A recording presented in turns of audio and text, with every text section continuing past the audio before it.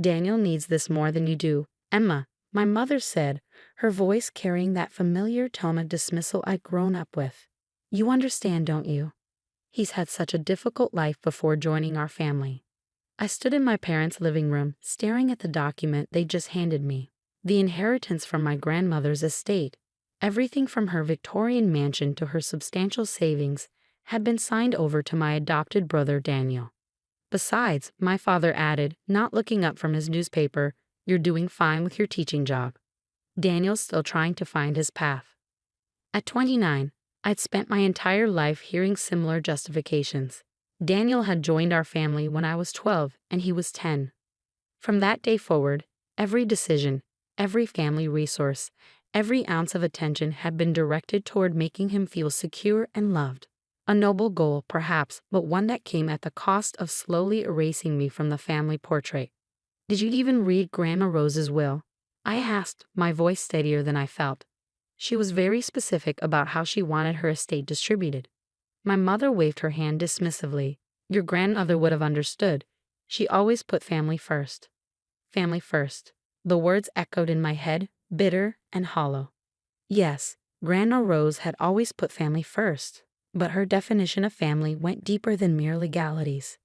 She was the only one who saw how I disappeared piece by piece in the shadow of my parents' devotion to Daniel. I thought about the afternoons I'd spent with her in her garden, learning the names of every flower, every herb, every tree. She taught me about the land that had been in our family for generations, the secrets hidden in every corner of the old Victorian house.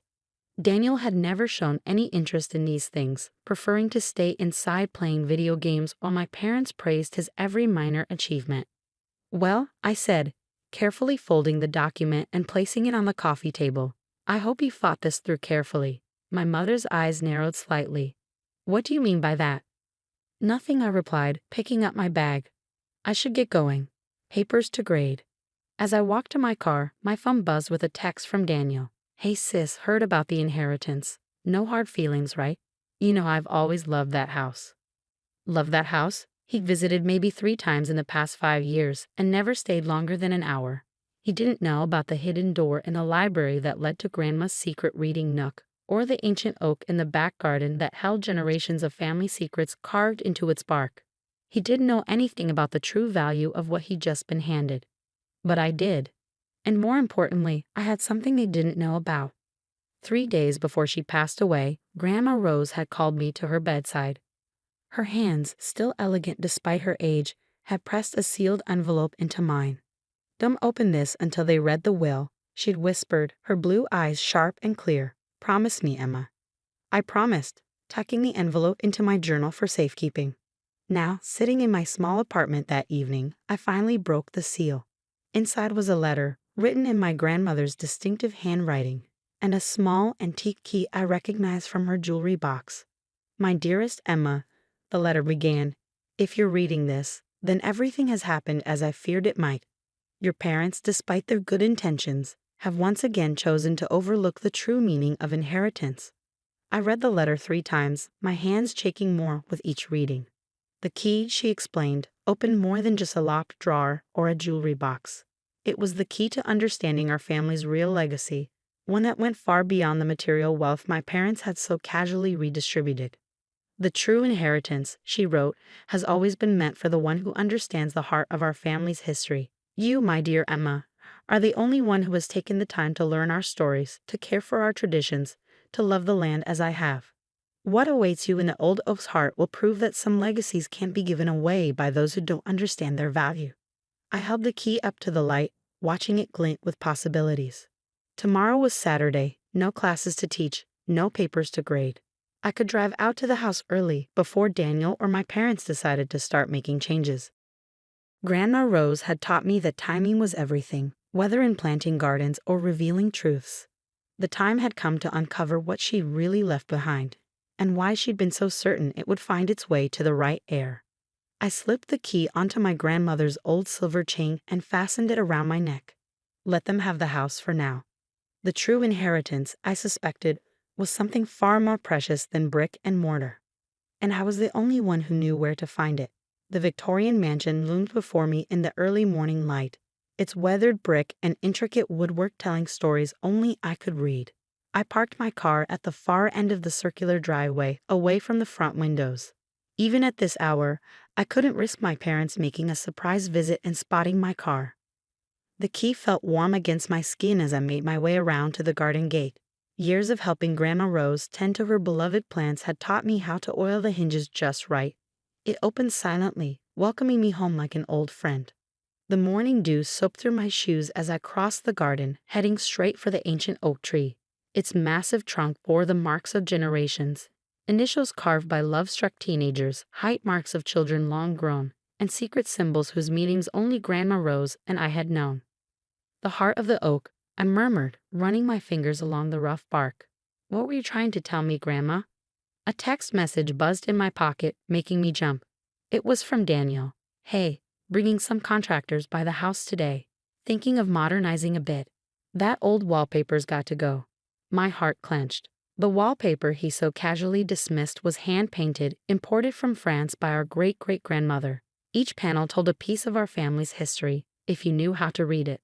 But I couldn't think about that now. I had to focus on the task at hand. I circled the oak tree slowly, remembering all the stories Grandma Rose had told me about it.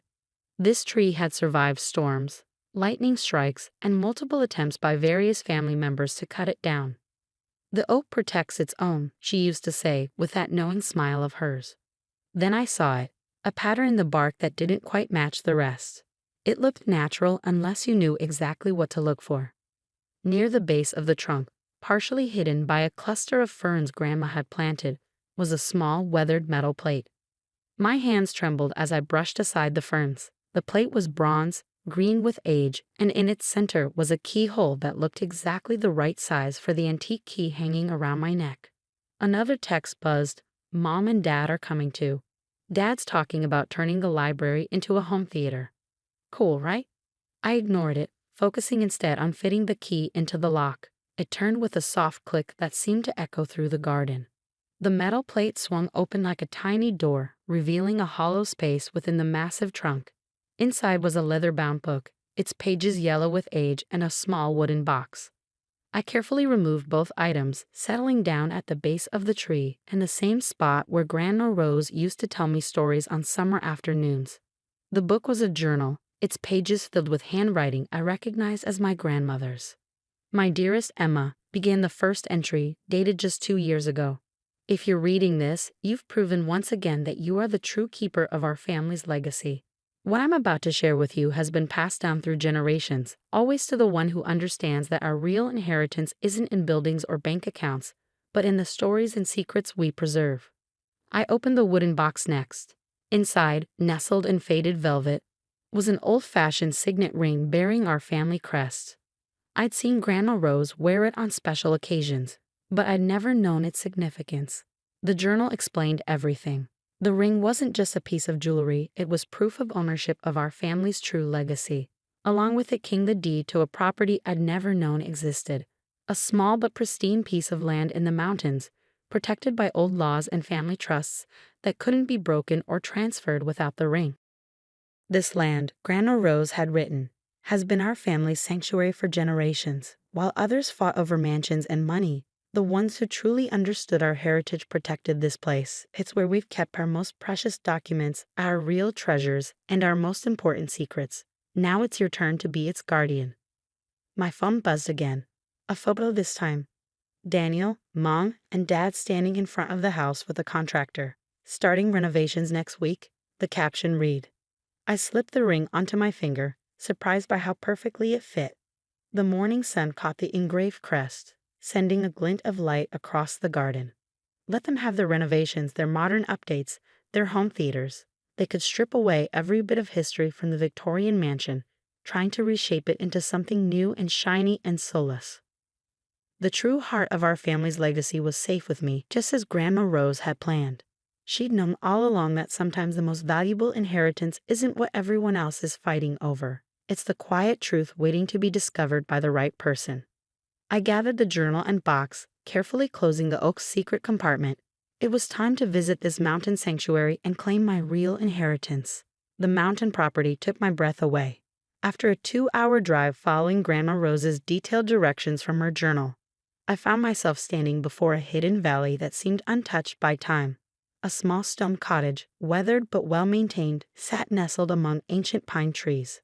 A crystal-clear stream wound through the property, its gentle murmur a constant melody. Using the signet ring as a key, just as the journal had instructed, I opened the cottage door. The interior was simple but beautiful, with hand-carved furniture and shelves lined with leather-bound books. Everything was immaculately preserved, protected by our family's secret network of caretakers mentioned in Grandma's journal. As I explored, my phone kept buzzing with updates from home. Daniel had already started demolition on the Victorian Mansion's library. Mom sent photos of workers ripping out the antique wallpaper, while Dad proudly described their plans for a modern open-concept layout. Found some old books and papers in the attic, Daniel texted. Probably just junk, but letting the contractors clear it out. I smiled, running my fingers along the real treasure trove of family documents safely stored in the cottage's study. Grandma Rose had gradually moved everything of true historical value here over the years, leaving only the everyday items behind in the mansion. The afternoon sun streamed through the cottage windows as I settled into a comfortable window seat, one that reminded me of countless hours spent reading with Grandma Rose. I opened her journal to the final pages I hadn't had time to read before.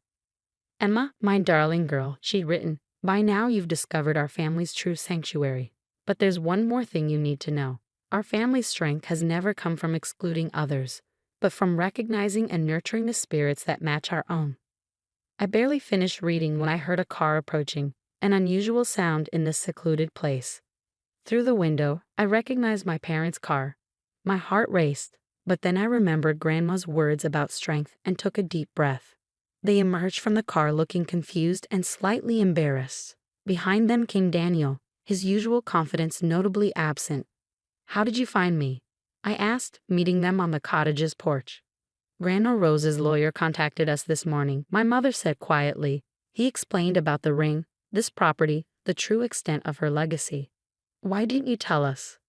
Would you have listened?" I asked simply. My father looked down at his shoes. "We found her other letters this morning, the ones she left in her desk. Letters about you, about how you spent time with her, learned from her, valued what she valued. We didn't see it before." "I didn't either," Daniel added, stepping forward. "I just saw the mansion as a status symbol, something to prove I finally made it. But reading those letters, seeing how much family history I was about to destroy," he shook his head. "I'm sorry, Emma." I studied their faces, seeing genuine regret and something else. Understanding, perhaps, of what they'd almost lost. "The mansion's renovations are canceled," my mother said. "The contractors are gone. We realize now that it's not just a house, it's our family's story. And you're the one who knows how to tell it." "Grandma Rose knew what she was doing," I said, touching the ring on my finger. "This place, the mansion, all of it, it's not about ownership, it's about stewardship, about preserving our family's real legacy." "Will you teach me?" Daniel asked suddenly. "About the family history, the stories, everything Grandma Rose taught you? I'd like to understand, really understand this time." I thought about Grandma's final words about strength coming from inclusion, not exclusion. "Yes," I said. "I'd like that."